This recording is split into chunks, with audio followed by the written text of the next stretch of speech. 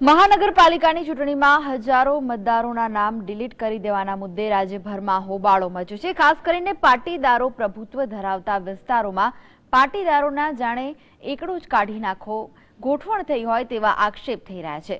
જો કે રાજકીય વિશ્લેષકોનું માનવું છે કે રાજ્ય ચૂંટણી પંચની અવ્યવસ્થા ભાજપ માટે મુશ્કેલી સર્જી શકે છે।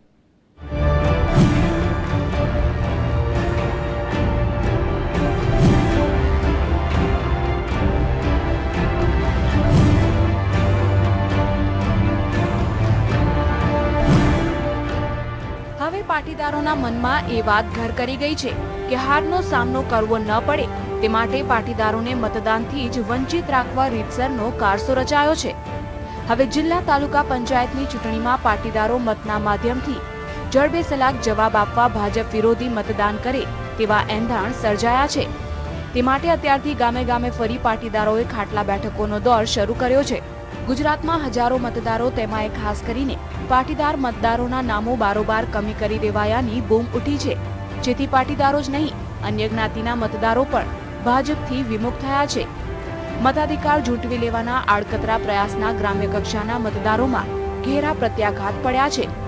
હવે ભાજપ પણ એવા ખુલાસા કરવા મજબૂર થયું છે કે આ ચૂંટણી પંચની ખામી છે, આમાં ભાજપની કોઈ ભૂમિકા નથી। સૂત્રોના મતે હવે જિલ્લા તાલુકા પંચાયતની જ નહીં નગરપાલિકાની ચૂંટણીમાં મતદાર યાદીમાં ગોટાળા સર્જાય નહીં તે માટે અત્યારથી ઉમેદવારો સક્રિય બન્યા છે। કોંગ્રેસે પણ ઉમેદવારોને સજાગ કર્યા છે। અત્યારથી કાર્યકરોને મતદાર યાદી ચકાસી લેવા સૂચના આપી દેવાઈ છે।